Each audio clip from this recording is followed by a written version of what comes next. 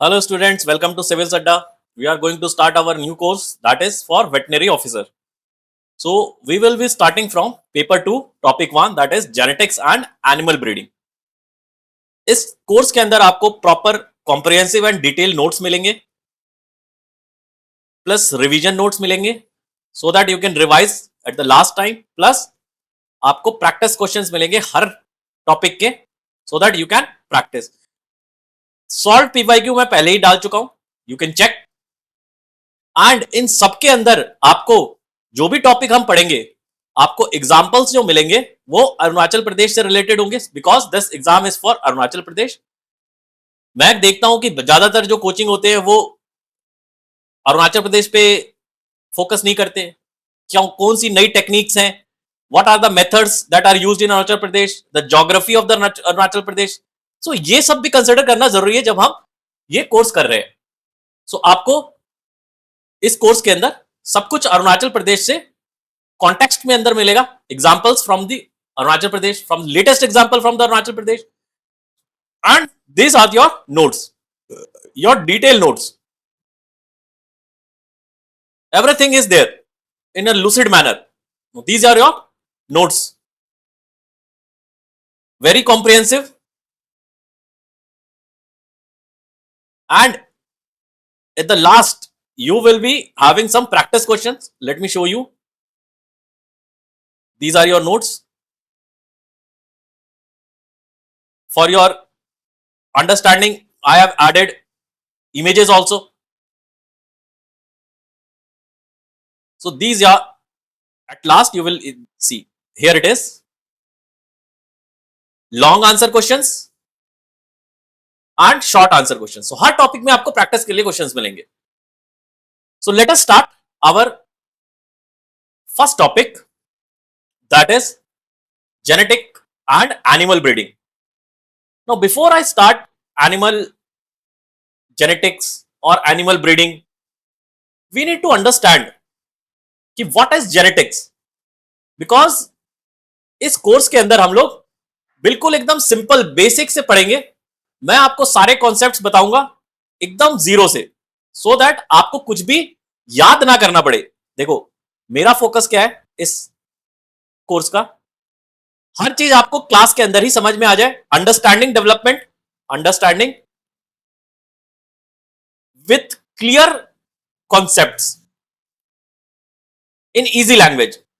सो मैं आपको एकदम इजी जो टेक्निकल टर्म्स है उनको एकदम इजी लैंग्वेज में समझाऊंगा सो दैट आपको बाद में जाके याद ना करना पड़े कुछ भी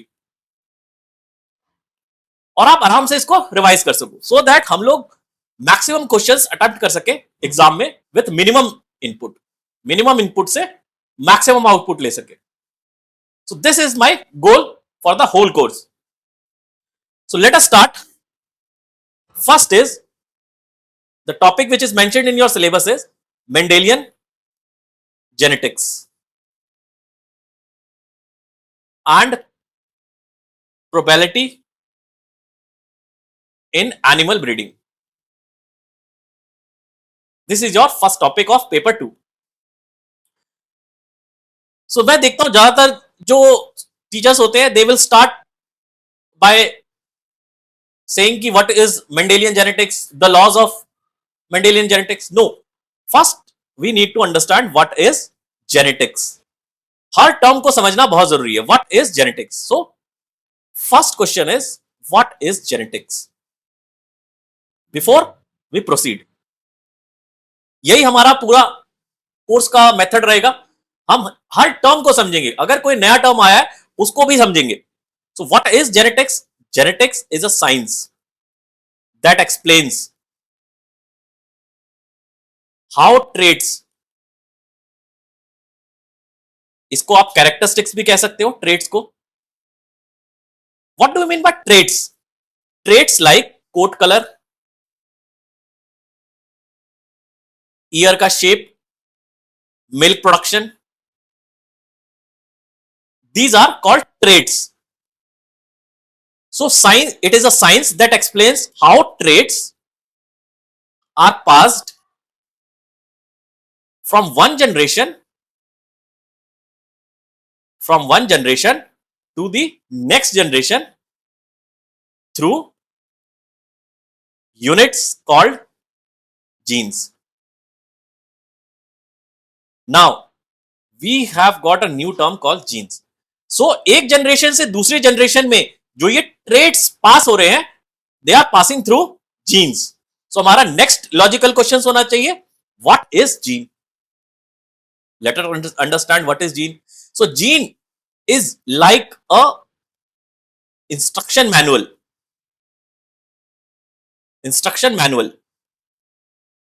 made of DNA that tells the body how to build certain traits. Now let us understand, थोड़ा सा और डीप में जाते हैं. This is your chromosome, this is your DNA. इस DNA को अगर मैं थोड़ा सा और ओपन करूं तो बनता है chromosome. Chromosome is a thread like structure. इस क्रोमोसोम के अंदर देखो, किसी भी डीएनए के अंदर आपको कुछ ऐसा देखने को मिलेगा. जो ये शेडेड पार्ट देख रहे हो, इसको हम कहते हैं coding part. Coding part. What this coding part do? They have the instruction manual, यानी कि कैसे ये कोई भी प्रोटीन बनेगा. प्रोटीन का मतलब होता है, सपोज करो मुझे ब्लैक कलर चाहिए. सो ब्लैक कलर के लिए एक प्रोटीन होगा, तो इस प्रोटीन को प्रोड्यूस करने के लिए एक कोड होगा. वो कोड इस डीएनए के अंदर होगा. तो ये जो कोडिंग पार्ट है, इसको हम कहते हैं जीन. जो ये रेस्ट बच गया है, दीज आर, इसको हम कहते हैं non coding part. Non coding part,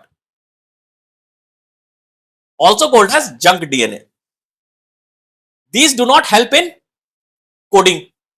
They do have other functions जो बायोलॉजी में पढ़ना होता है. We do not have to worry. So जो जीन है, जो पास आउट हो रहा है, वो कोडिंग पार्ट है. तो आपको समझ में आ गया, डीएनए से बना क्रोमोसोम, क्रोमोसोम के अंदर जीन. ये डीएनए आपको कहां मिलेगा? न्यूक्लियस के अंदर. एक और डीएनए होता है माइटोकॉन्ड्रिया के अंदर, वो हमें नहीं पढ़ना अभी. हमें जो मतलब है वो न्यूक्लियस वाले डीएनए से. सो अगर आपको यह समझ में आ गया है कि जीन क्या होता है, क्रोमोसोम क्या होता है, let us go little deeper.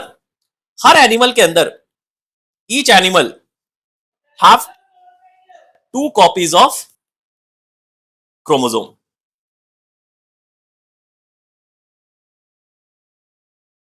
To copies of, either, इसको थोड़ा सा और सिंप्लीफाई कर लेते हैं, 2 copies of jeans.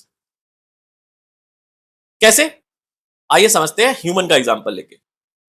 This is a female, this is a male. Now we know that human के अंदर देयर आर 46 क्रोमोसोम, यानी कि there are 23 pairs of chromosome. इसको हम कैसे लिखते हैं? इन 23 को हम एन लिखते हैं. तो हर के अंदर हम we are also animal, so 2n होंगे. 2n यानी कि 46 46. जब ये मेटिंग होगी तो ये डिवाइड हो जाएगा n और n में, ये भी हो जाएगा डिवाइड n और n में, यानी 23 23 23 23. सो अभी मैंने क्या कहा? हर एनिमल के अंदर there are 2 pairs of genes. इसको आप 2 पेयर्स ऑफ क्रोमोसोम भी कह सकते हो. जीन का मैं आपको आगे समझाऊंगा. सो जब इसकी मेटिंग होगी, सो यहां से n आएगा, यानी 23 आएगा, यहां से 23 आएगा, and the offspring will have 46 chromosome, यानी कि आधा क्रोमोसोम फीमेल से, आधा मेल से. सो सेम होता है जीन के साथ. हर जीन के 2 कॉपीज होते हैं, A A. This capital A, suppose this belongs to, ये जीन क्या करता है? दिस कोड फॉर ब्लैक, जो कैपिटल वाला ए है, एंड द स्मॉल वाला ए है वो व्हाइट के लिए. आगे जाके हम और पढ़ेंगे, डोमिनेंट एंड रिसेसिव जीन पढ़ेंगे.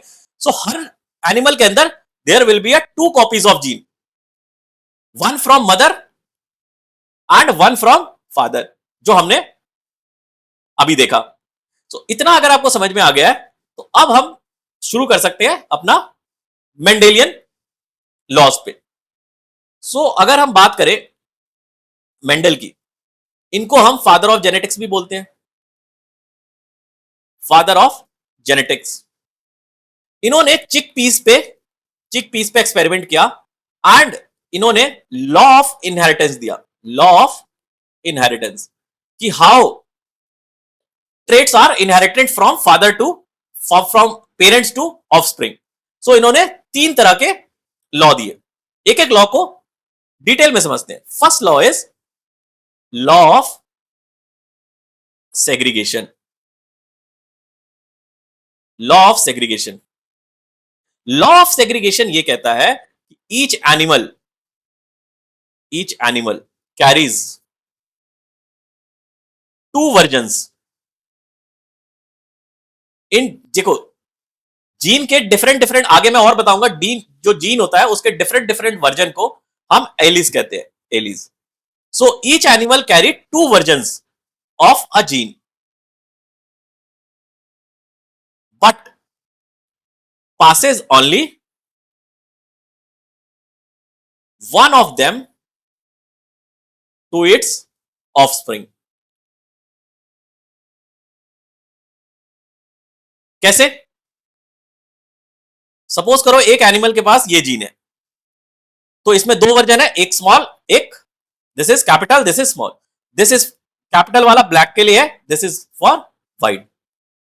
सो जब मेटिंग होगी, जब जाइगोट फॉर्मेशन होगा, तो ये डिवाइड हो जाएगा ऐसे, ए एंड ए में, एंड इन दोनों में से कोई एक ही जीन जा सकता है, एक ही वर्जन जाएगा ऑफस्प्रिंग में, दोनों नहीं जाएंगे। ये बात आपको क्लियर हो गई? इसको कहते हैं लॉ ऑफ सेग्रीगेशन, यानी ये अलग अलग हो जाएंगे। एग्जांपल से आप समझते हो, एकदम इजी एग्जांपल से बताता हूं आपको, easy example. Suppose you have 2 cards, इनको जीन्स मान लो, आपके पास 2 कार्ड है, उनको जीन मान लो। आपने इस दोनों में से एक कार्ड को रैंडमली दे दिया, randomly you gave 1 to your child, randomly दिया है। सो आपके पास है 2 कार्ड, पर आपने एक ही दिया है रैंडमली, यही है law of segregation. Second law is law of independent assortment. इसको भी समझते हैं डिटेल में। तो इंडिपेंडेंट असॉर्टमेंट ये कहता है कि जीन्स फॉर डिफरेंट ट्रेड्स, क्योंकि हर जीन अलग ट्रेड दिखाएगा, जैसे मैंने आपको बताया, ये जो ए है ये ब्लैक के लिए, ब्लैक कलर के लिए, ये ए व्हाइट के लिए। सो हर जीन का अलग ट्रेड है। So genes for different traits like colour, length are inherited independently of each other, and one does not affect the inheritance of the other। Example समझते हैं। सपोज करो आपके पास, you have to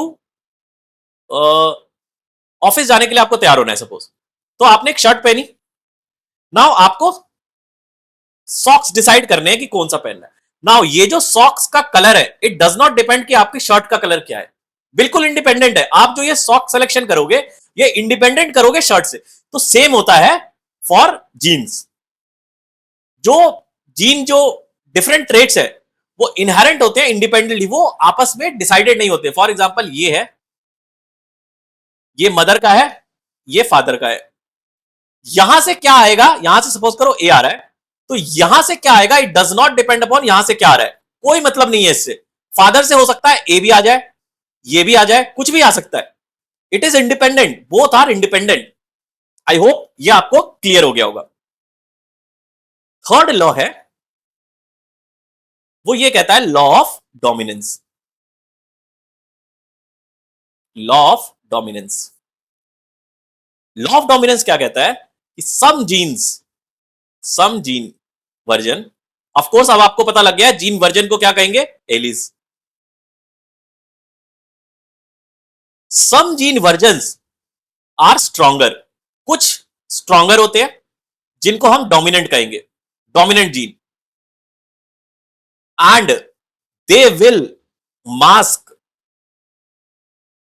the weaker ones. इन weaker ones को हम recessive genes कहेंगे, recessive jeans.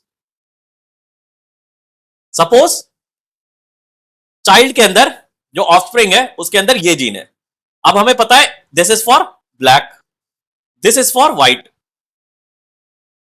Now this, suppose करो ये वाला जो ए है, कैपिटल ए है, this is a dominant gene, dominant gene, and this is a recessive gene, that is a weak gene. So सिर्फ डोमिनेंट जीन ही का ट्रेट शो होगा, that means offspring will be black. This is called law of dominance. जो child है उनके अंदर दोनों है, व्हाइट का भी है ब्लैक का भी है, बट ब्लैक का डोमिनेंट है, सो वही ट्रेट शो होगा जो डोमिनेंट जीन का होगा। आई होप आपको ये समझ में आया होगा। और थोड़ा सा डिटेल में समझते हैं। सपोज करो कोई डोमिनेंट जीन है, so dominant gene will be expressed even if only one copy is there, only one copy is present। इसको और डिटेल में समझेंगे आगे जाके, आपको बहुत समझ में आएगा। सपोज करो ये वाला प्रेजेंट था, यहां पे देखो एक ही है dominant gene, but because this is the dominant gene it would B black. Recessive gene, recessive gene only expressed if both copies are the same। इसको और जब हम पढ़ेंगे टेबल से तो समझ में आएगा। इसका मतलब जो रिसेसिव जीन है इसके ट्रेट तभी दिखाई पड़ेंगे जब दोनों ही रिसेसिव होंगे। अगर ऐसा होगा तभी ये व्हाइट होगा, अगर इसमें से एक भी ऐसा हो गया, डोमिनेंट जीन आ गया, तो वो ब्लैक हो जाएगा। It does not matter. So for recessive gene to express his traits, both should be recessive। Example जो समझते हैं, बहुत इजी एग्जाम्पल बताता हूं आपको। एग्जाम्पल ये, आपके घर में सपोज करो दो लाइट है, एक है बहुत बड़ी लाइट है, एक बहुत छोटी लाइट है। जब तक आप ये छोटी लाइट जला रहे हो तब तक तो आपको इसको दिखेगी इसकी लाइट, बट जैसे ही आपने ये बड़ी लाइट जलाई ये अब दिखना बंद हो जाएगी। सो this is a dominant gene, dominant gene, this is a recessive gene. I hope आपको ये समझ में आया होगा। चलिए, अगर आपको ये समझ में आ गया तो कुछ टेक्निकल टर्म्स हम देखते हैं, ताकि हम आगे जब मैं उसको यूज करूं तो आपको समझ में आए। कुछ टर्म्स पढ़ते हैं for clarity. First is allele, ये तो आपको समझ में आ गया, it is a version of gene. For example gene ये भी हो सकता है, ये भी हो सकता है, ये दो वर्जन है इसके। ये जीन कलर के लिए ही रहा है कोडिंग, बट एक व्हाइट है एक ब्लैक है, तो डिफरेंट वर्जन ऑफ जीन, इनको कहेंगे एलिस, इनको एलिस कहेंगे। Second is homozygous. Homozygous, homozygous का मतलब बोथ जीन, जो भी वर्जन हैं जीन के, are same. That means either it is A or A, दोनों सेम होने चाहिए, वर्जन सेम होना चाहिए, इसको हम कहेंगे homozygous. Third is heterozygous. Heterozygous का मतलब होता है कि gene versions are different, gene versions are different. That means एक हो सकता है ये हो, एक ये हो, दोनों सेम नहीं है, इसको हेट्रोजाइगस कहेंगे। नेक्स्ट हमारा जो टर्म है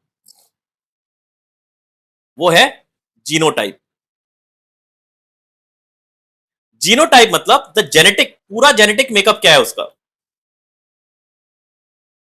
कि आइदर वो ए है, ए है या ए है, क्या है उसका जेनेटिक मेकअप, उसको जीनोटाइप कहते हैं। फिफ्थ है फिनोटाइप। फिनोटाइप का मतलब होता है the trait we can see or measure physically. For example उसका कलर, मिल्क की प्रोडक्शन, जो हम देख सकते हैं, ये इंटरनल है। Genotype is, this genotype is internal, phenotype is external. कि फिजिकली हम देख के बता सकते हैं कि ये कलर है, यहां पे तो हम जीन की बात कर रहे हैं, internal. So phenotype is the trait that we can see or major.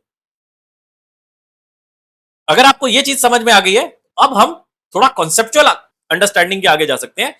Now we have to study the Punnett square. What does this do? It predict traits visually. क्या मतलब है, अभी समझाता हूं। ये डिसाइड करता है कि what is the possible combination of genes, possible combinations of genes in the offspring.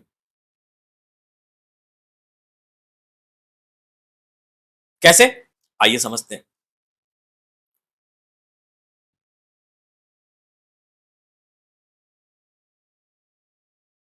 ये इस तरह से बनता है एक table.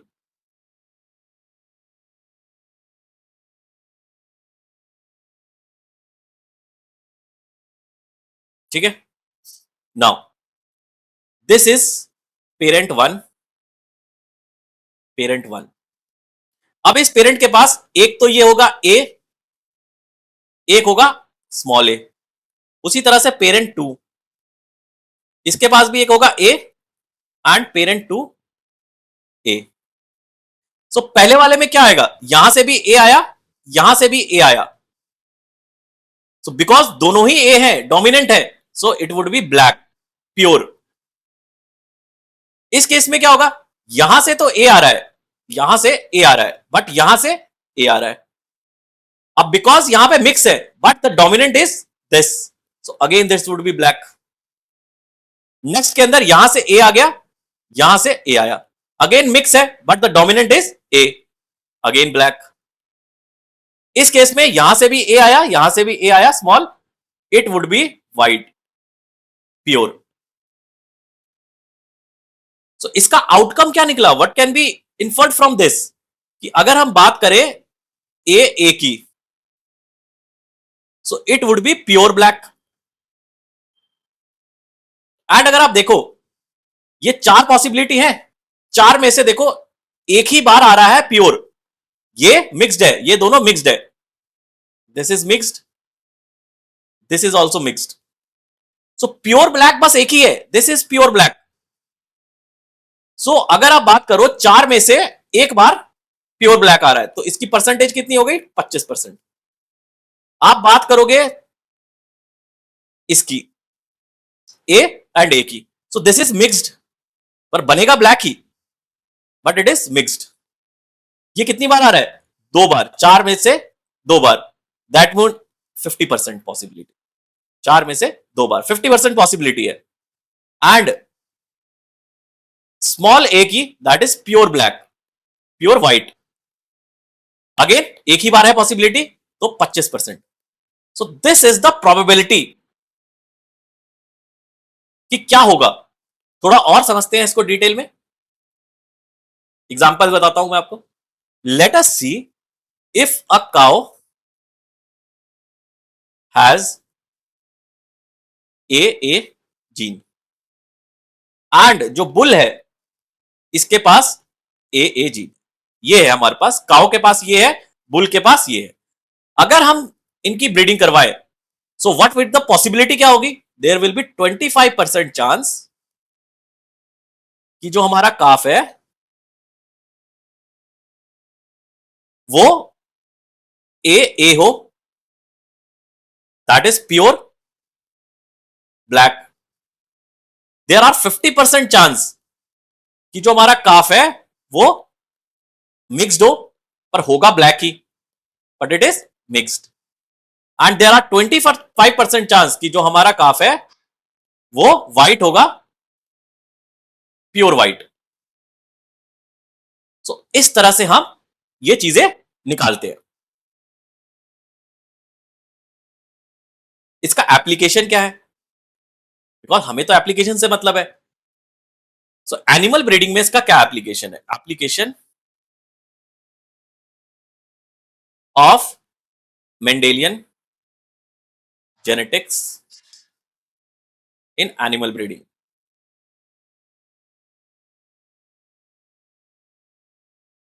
First is it helps in to plan the mating that improve milk yield, size, growth. तो जब हमें पता होगा कि पॉसिबिलिटी क्या है तभी तो हम प्लान कर सकेंगे ना. Second is to avoid the defects, to avoid the defects of harmful gene combination. Gene combination for example, suppose करो ये एक बुल है, इसके पास एक ये जीन है, बट यहां पे एक जेनेटिक डिजीज है, इसके पास जेनेटिक डिजीज है. तो मैं क्या करूंगा, बिकॉज मेरे को पता है मेंडेलियन जेनेटिक्स क्या है, so I would not select this because इसकी जेनेटिक डिजीज ऑफस्प्रिंग के अंदर पास आउट हो सकती है. सो इसको अवॉइड करने के लिए हम मेंडेलियन जेनेटिक्स का यूज करते हैं. थर्ड इसका यूज है हमारा to use dominant traits to quickly fix the desired features. ठीक है, हमें डोमिनेंट ट्रेट चाहिए, मुझे पता है कि ये वाला बुल है, इसकी ग्रोथ बहुत ज्यादा है सपोज करो, सो मैं इसको सेलेक्ट करूंगा. नाउ लेट अस सी, ये तो हमने थ्योरी पढ़ ली. नाउ लेट अस सी कि अरुणाचल प्रदेश के कॉन्टेक्स्ट में how we are using this. So Arunachal Pradesh के अंदर पिग फार्मिंग होती है. कहां होती है? चांगलांग एंड ईस्ट कमांग में. यहां पे क्या होता है कि जो फार्मर है वो यूज करता है लोकल एंड द हैम्सफायर, इनकी क्रॉस ब्रीडिंग करवाते हैं. ठीक है,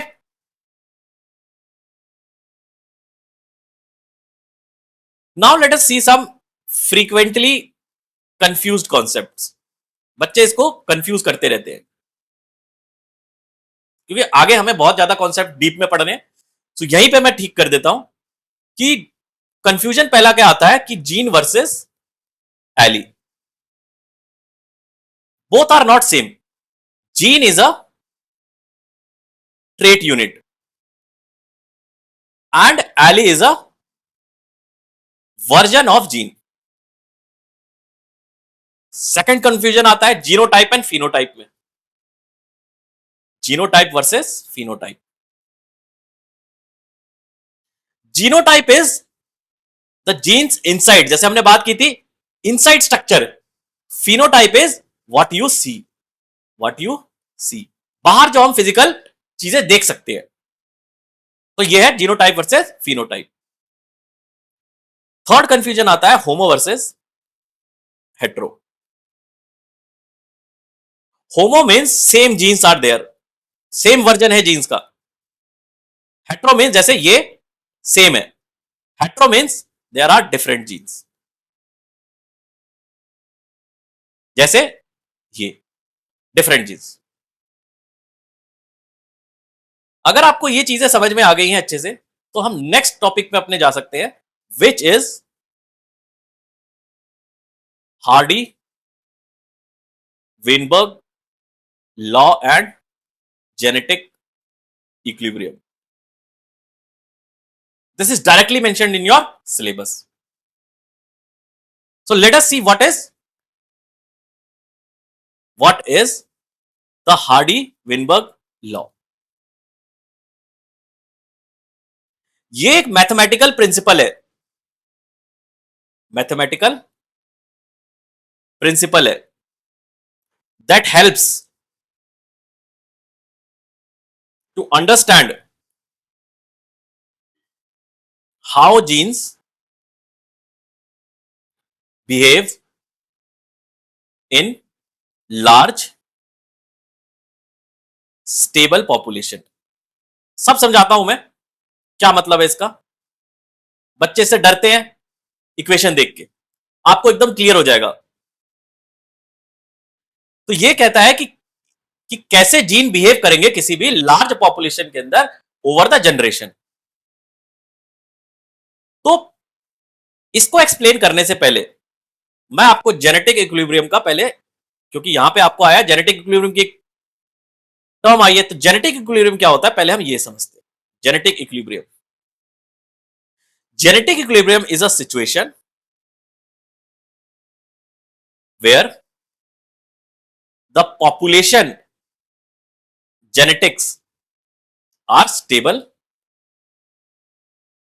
and unchanging। मेरे को 5 मिनट आप दीजिए, एकदम इजी लैंग्वेज में मैं इसको समझाता हूं आपको क्या इसकी इक्वेशन है, कैसे इसका हम प्रैक्टिकल यूज करते हैं, everything will B crystal clear.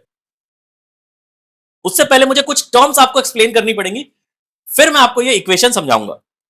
पहली टर्म है जीन फ्रीक्वेंसी, क्योंकि हमने जीन फ्रीक्वेंसी एक टर्म यूज की। Gene frequency is the proportion or percentage of a specific gene in a population।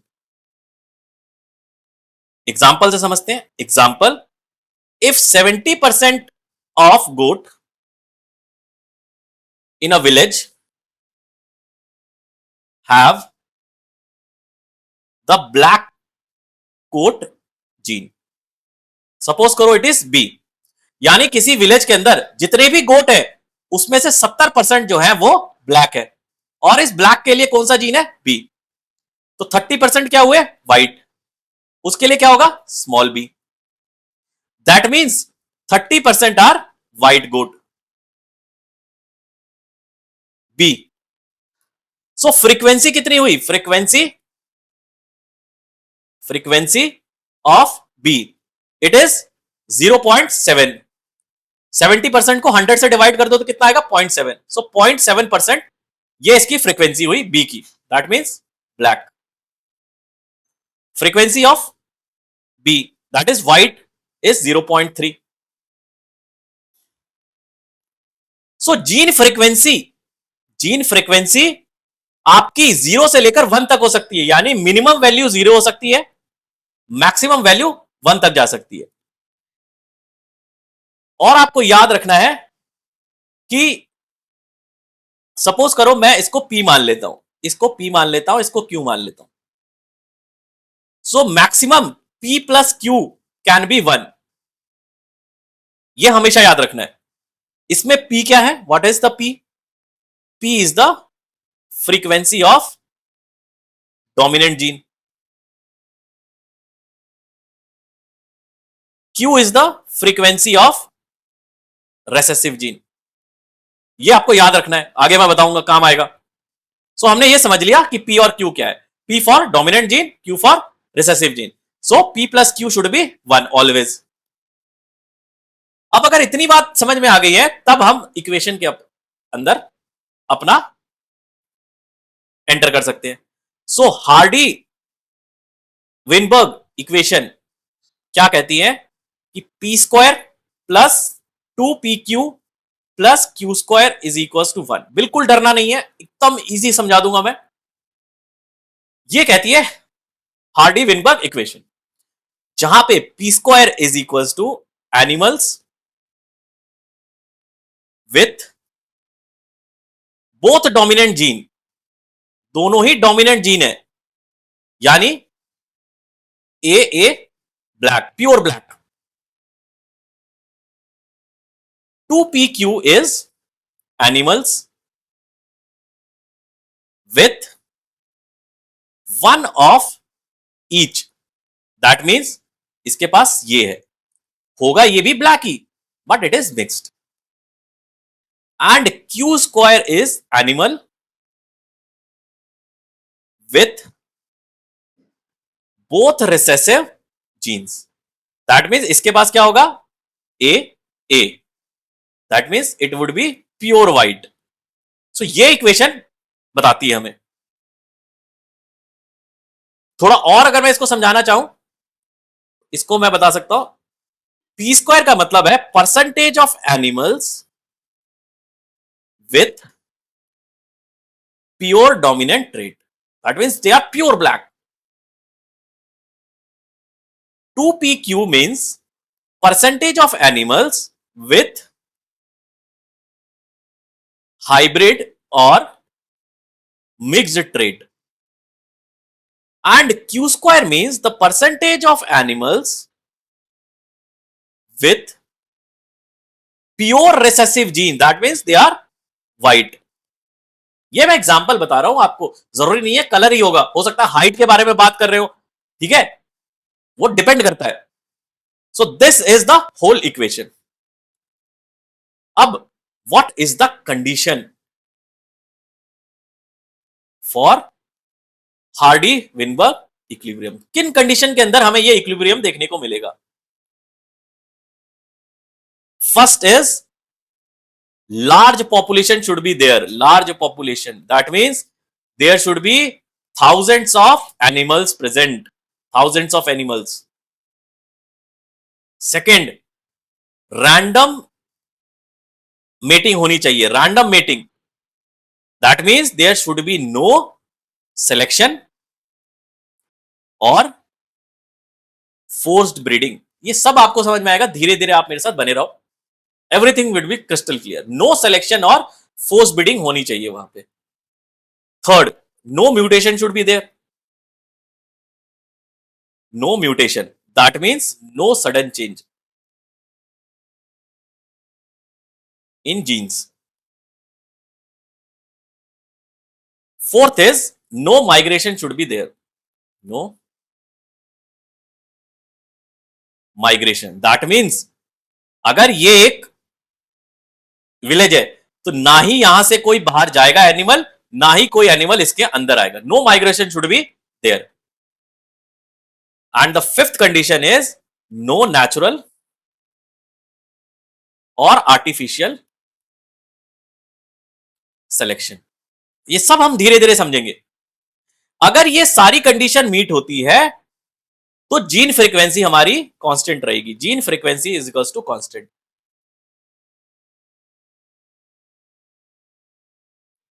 अब हम क्यों बात कर रहे हैं जीन फ्रीक्वेंसी कांस्टेंट होने की? First of all, we do not want gene frequency to be constant. हमें ये नहीं चाहिए. तो हम इसको क्यों पढ़ रहे हैं फिर जीन फ्रीक्वेंसी कांस्टेंट की कंडीशन? बिकॉज अगर हमें पता है कि this condition will lead to gene frequency constant, यानी इस पूरे विलेज के जो एनिमल है इनका जीन पूल चेंज नहीं हो रहा इन कंडीशन की वजह से, तो हम किसी भी एक कंडीशन को चेंज करके इस जीन फ्रीक्वेंसी को बदल सकते हैं. हमारा यह मकसद है. Let us see why is this important in animal breeding.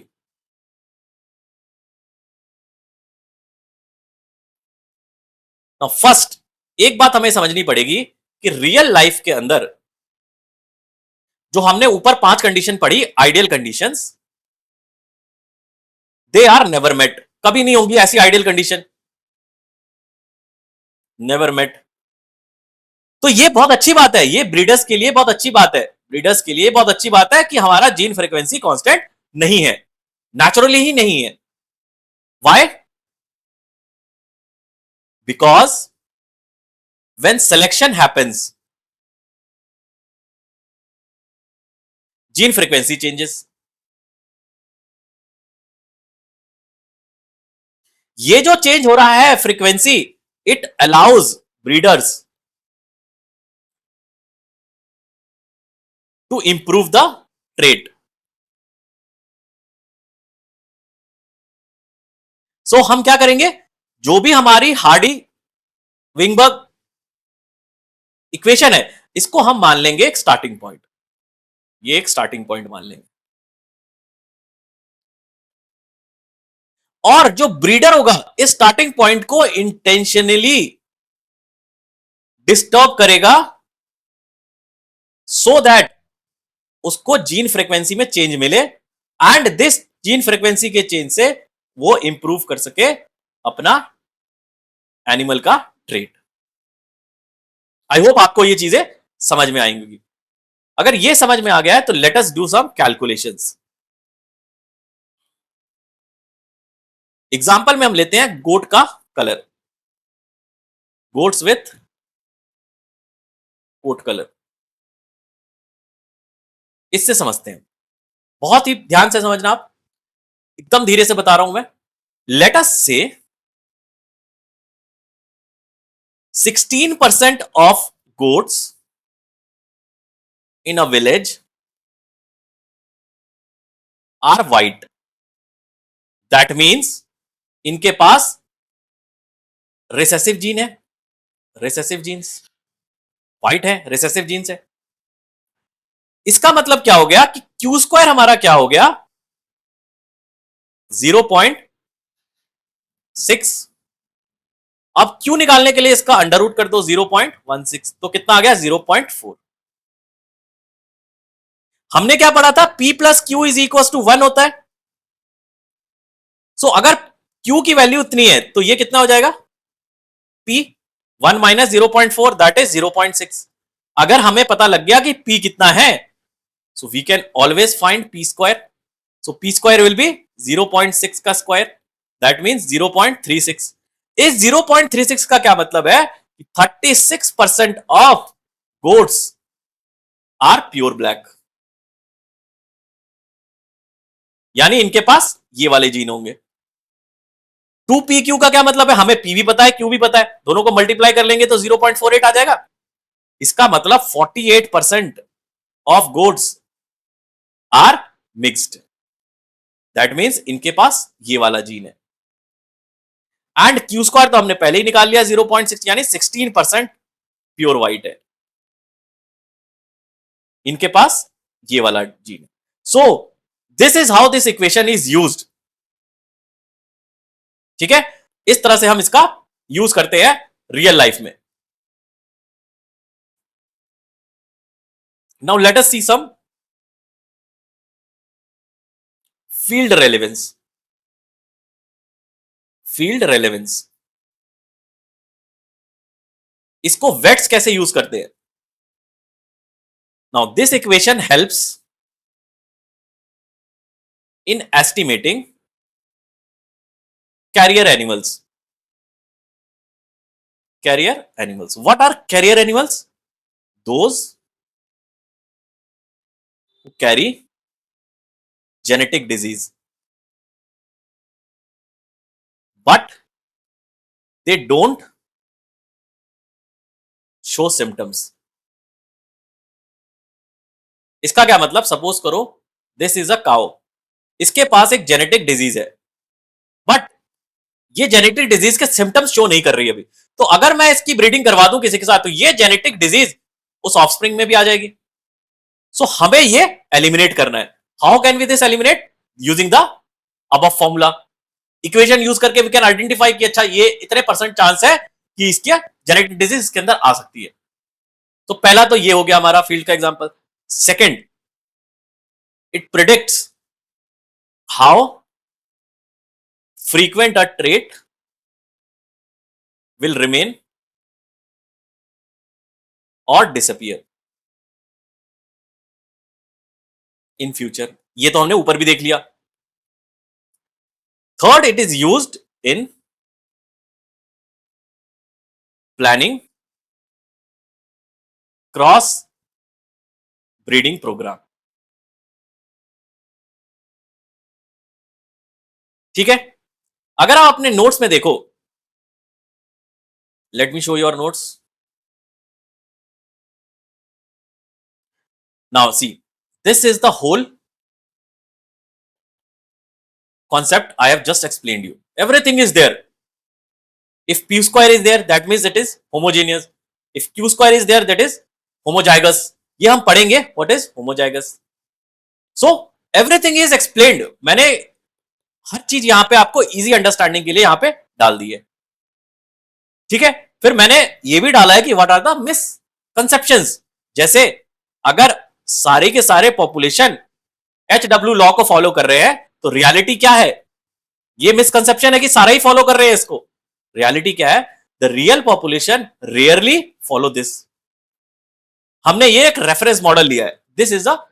सो आपको देखो, आप पढ़ क्या रहे हो बट रियल में क्या होता है, दोनों में अंतर आपको समझना पड़ेगा।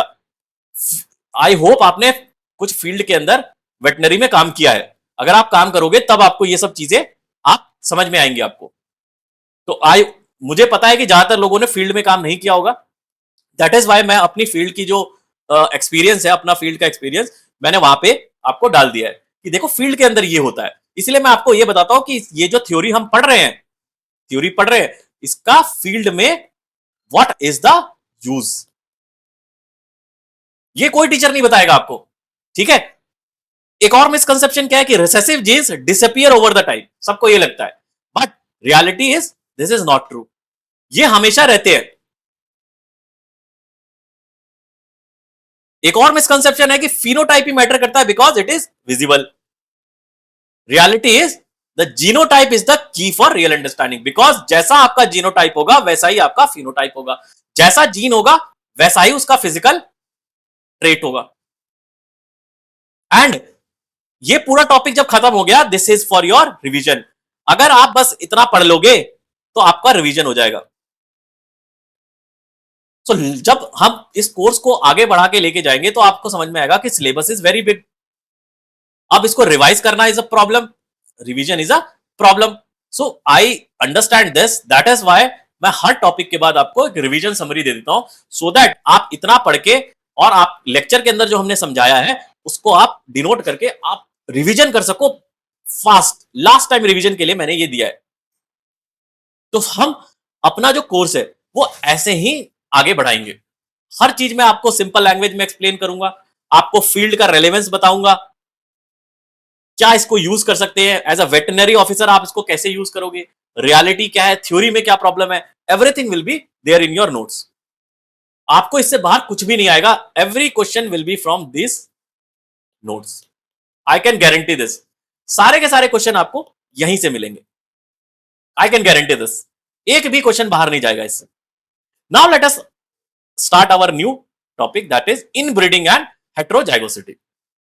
What do you mean by inbreeding and what do you mean by heterozygosity? अब देखिए मैंने आपके इजी एक्सप्लेनेशन के लिए यहां पे एक्सप्लेन भी कर दिया है, सो दैट आपको चीजें एकदम एकदम क्लियरिटी के साथ आप समझ पाओ, याद ना करो। चलिए स्टार्ट करते हैं हम अपना next topic, that is inbreeding.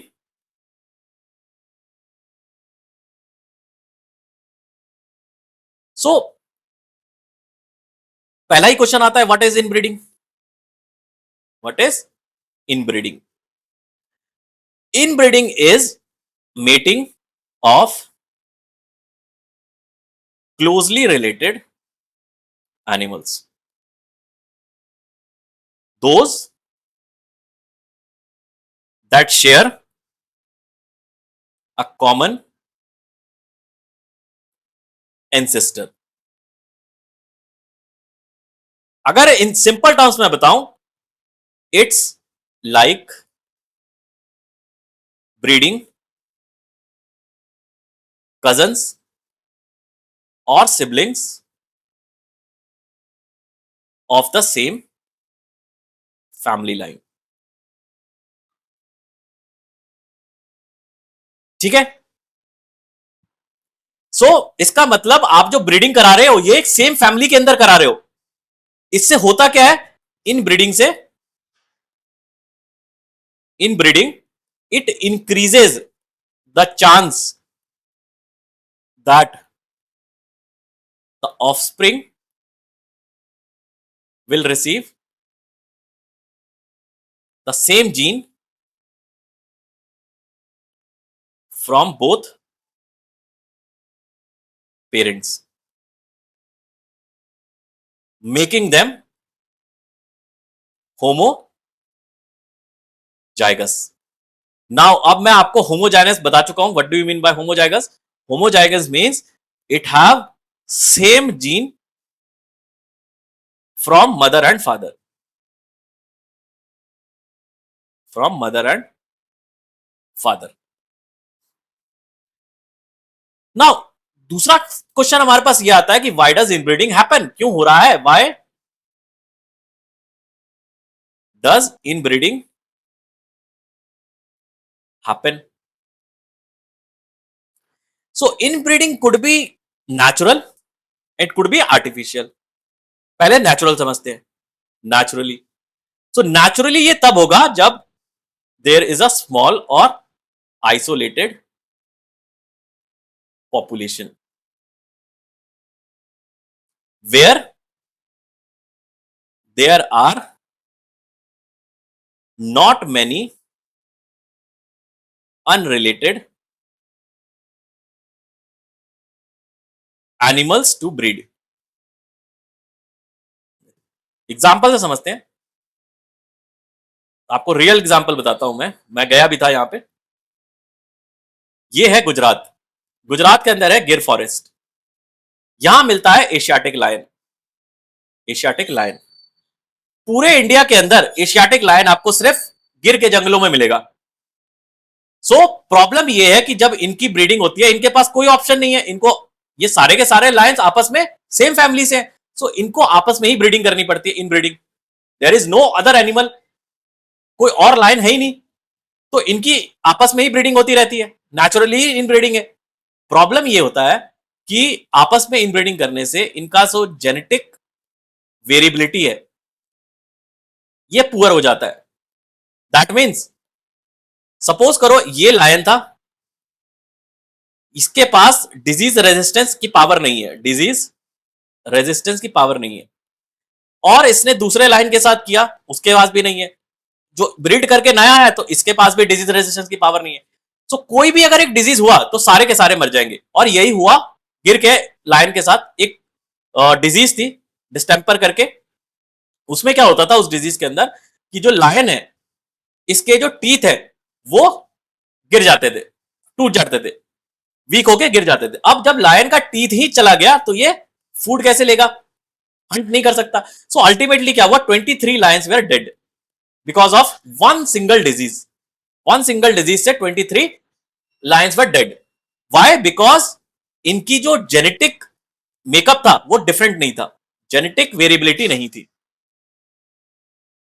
अगर इनकी जेनेटिक वेरिएबिलिटी होती तो एक आध दो लायन मरते, बाकी तो इनसे इस सपोज करो ये इतने लायंस है, अगर इनकी इनब्रीडिंग ना हुई होती, डिफरेंट डिफरेंट अलग अलग ब्रीड किया होता, तो हो सकता है कि ये दोनों को ये डिजीज होती, पर इन तीनों को नहीं होती। क्यों? क्योंकि इनकी जो जेनेटिक मेकअप है वो डिफरेंट है। बट बिकॉज इनब्रीडिंग हो रही थी तो सबके सब मारे गए। तो this is called natural inbreeding. तो छोटा पॉपुलेशन होगा तो इनब्रीडिंग होगी नेचुरली। दूसरा आता है इनब्रीडिंग आर्टिफिशियली। आर्टिफिशियली इनब्रीडिंग कब होती है? जब ब्रीडर इंटेंशनली मेट करता है रिलेटेड एनिमल्स को टू फिक्स और मेंटेन डिजायर्ड ट्रेट। सपोज करो उसको चाहिए कि मेरे को ये हाई यील्डिंग वैरायटी है मिल्क की, मुझे यही चाहिए अपने ऑफस्प्रिंग में भी, तो मैं क्या कराऊंगा, सेम इनब्रीड करवा दूंगा ताकि जो मेरा ऑफस्प्रिंग हो उसके पास भी हाई यील्डिंग मिल्क की कैपेसिटी हो। ठीक है। अब इस इनब्रीडिंग को ना नापने का एक तरीका होता है जिसको हम कहते हैं इनब्रीडिंग कोएफिशिएंट, एफ। ये होता है 0 से लेकर 1 तक, and it tells how inbred an animal is, कितना इसको इनब्रीडिंग हुई है इस एनिमल की। अगर f इज इक्वल टू 0 है that means it is completely unrelated. If f is 1 then it is extremely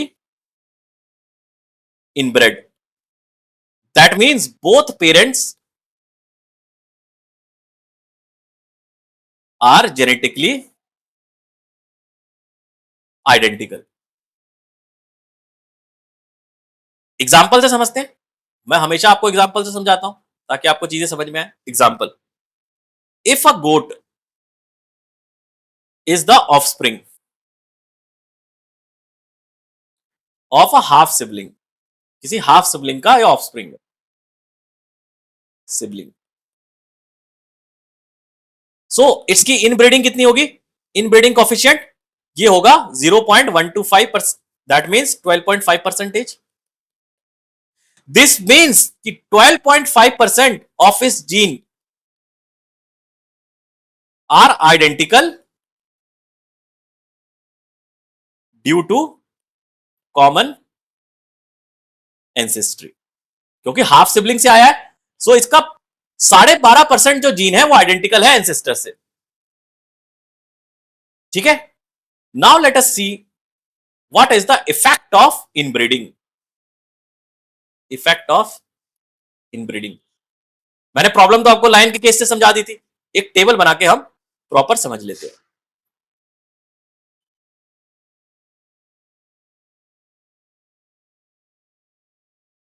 यहां है पॉजिटिव, यहां है नेगेटिव। सो पॉजिटिव इनब्रीडिंग का ये है कि it helps fix desirable traits like high milk yield. Second is it increases uniformity in body type. Third is it is useful for developing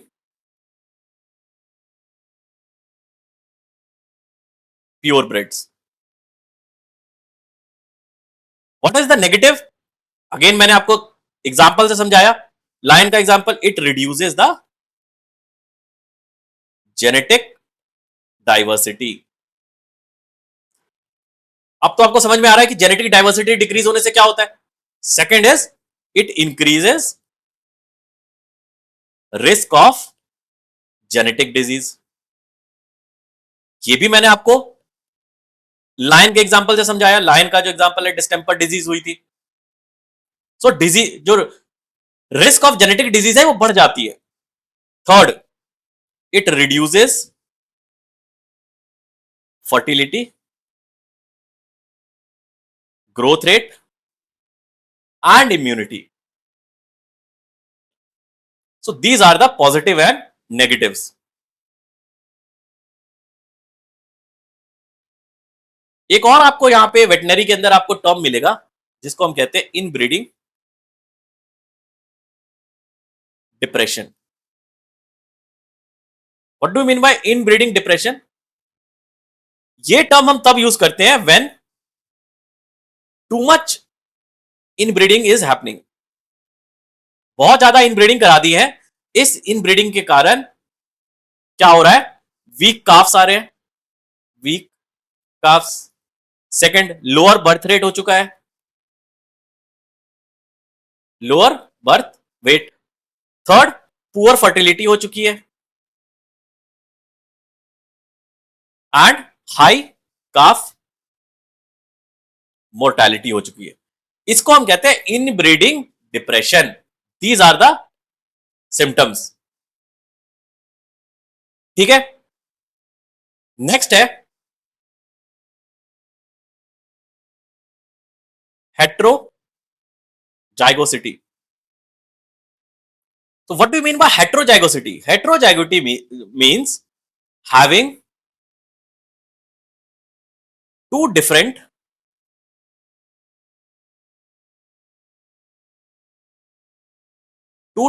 genes, that means alleles for a trait.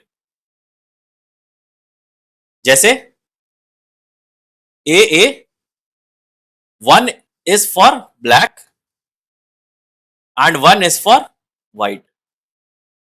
इसको कहते हैं heterozygosity. Hetero means different. इस heterozygosity से क्या होता है, it increases the genetic diversity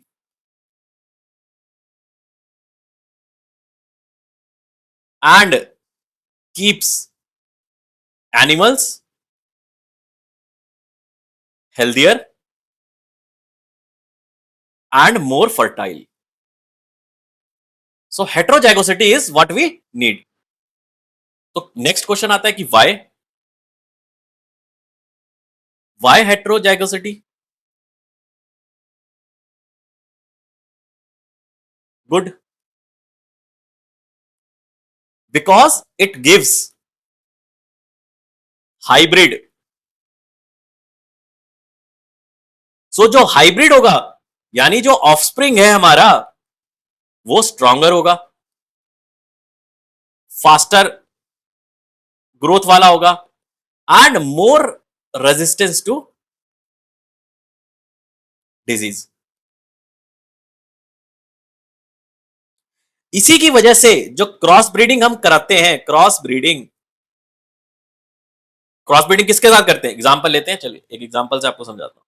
जैसे हम लोग करते हैं जर्सी के साथ हम लोग करते हैं इंडिजीनियस काउ का, इंडिजीनियस काउ। तो जब हम इन दोनों की ब्रीडिंग क्रॉस ब्रीडिंग करवाते हैं तो हमें क्या मिलता है? Higher milk production, higher milk production. So अगर आपको ये दोनों समझ में आ गया तो let us see some difference between inbreeding, difference between inbreeding and heterozygosity. यहां हम लिखेंगे फैक्टर्स, यहां हम लिखेंगे इनब्रीडिंग, यहां हम लिखेंगे हेट्रोजाइगोसिटी।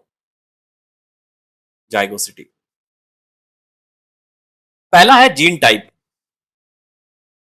इनब्रीडिंग के अंदर क्या होता है? Homogeneous, homozygous, that means same gene. यहां पे क्या मिलेगा हमें? Heterozygous, that means different gene. Second is effect on variation. यहां पे it reduce the variation. Of course हमने ये डिटेल में देखा, ये वेरिएशन को रिड्यूस करता है, it increases the variation. Third है effect on fitness, effect on fitness. ये जो है इट मे कॉज डिप्रेशन, जो हमने देखा inbreeding depression, but this improves vigour. That means ये हाइब्रिड पैदा करेगा जो कि मोर हेल्थियर होगा। एग्जांपल्स देखें, एग्जांपल में आप देख सकते हो प्योर ब्रीड गोट, यहां पे क्या है? क्रॉस ब्रीड काउ, जो हमने जर्सी वाला एग्जांपल देखा था। Last is health outcome. यहां पे आपको मिलेगा रिस्क ऑफ जेनेटिक इश्यू, जो हम पहले भी देख चुके हैं। यहां पे आपको मिलेगी बेटर इम्यूनिटी एंड परफॉर्मेंस। ये है दोनों के बीच में डिफरेंस। अब हम देखते हैं फील्ड का एग्जांपल कि what are the best practices in field breeding. सिर्फ थ्योरी पढ़ने से नहीं होगा, फील्ड में क्या हो रहा है ये भी देखना पड़ेगा। हम बात करेंगे ऑफ कोर्स अरुणाचल प्रदेश के कॉन्टेक्स्ट में। मेरे जितने भी एग्जांपल होंगे आपको अरुणाचल प्रदेश के कॉन्टेक्स्ट से ही मिलेंगे। So what are the best practices? First, use record keeping to avoid mating of close relatives। जब तक आप रिकॉर्ड नहीं रखोगे तब तक आपको कैसे पता लगेगा कि ये जो हम ब्रीड करवा रहे हैं ये रिलेटिव है कि नहीं है? तो record keeping is must. Second is replace breeding males. कौन कौन से? आइदर बोर्स, बुल्स, इनको रिप्लेस करना है हमें 1 से 2 साल के अंदर। हर बार हर 1 से 2 साल के अंदर हमें जो ये मेल्स हैं जिनके साथ हम ब्रीड करवा रहे हैं इनको चेंज करते रहना है। Third, encourage cross breeding, sorry, encourage cross breeding programme, वो हमने देख लिया क्रॉस ब्रीडिंग कैसे कराते हैं, टू एनहेंस हेट्रो जाइगोसिटी। और क्या कर सकते हैं, अगर कम्युनिटी बेस्ड याक का कोई हर्ड है, सो हम क्या कर सकते हैं, इनके मेल का रोटेशन कर सकते हैं among villages to prevent inbreeding. These are some best practices. बाकी नोट्स पे आते हैं, ये देखिए, ये मैंने आपको क्लियरली एक्सप्लेन किया है what is inbreeding, what is heterozygosity, ये देखिए। Then this is a quick revision summary for your whole topic जो हमने अभी पढ़ा। नेक्स्ट हम लोग पढ़ेंगे Wright and Malecot approach to inbreeding, what do you mean by all this, ये हम नेक्स्ट लेक्चर में पढ़ेंगे। आपको इससे बाहर कुछ भी पढ़ने की जरूरत नहीं है, मैं बार बार कह रहा हूं, it is more than enough. मैंने बहुत रिसर्च करके बहुत सारे रिसर्च पेपर पढ़ के ये नोट्स बनाए हैं, सो आपको कुछ और करने की जरूरत नहीं है, these are more than enough. इससे ज्यादा कॉम्प्रिहेंसिव, इससे ज्यादा डिटेल्ड नोट्स आपको नहीं मिलेंगे मार्केट के अंदर। इतना सिंपल लैंग्वेज के अंदर डिफिकल्ट चीजें समझाना, ये मेरा टोटल फोकस रहेगा इस पूरे कोर्स के अंदर। सो आप सिर्फ इस लेक्चर को सुनिए, नोट्स को पढ़िए एंड रिवीजन करिए, आपका एग्जाम ये क्लियर हो जाएगा। मिलते हैं नेक्स्ट लेक्चर के अंदर।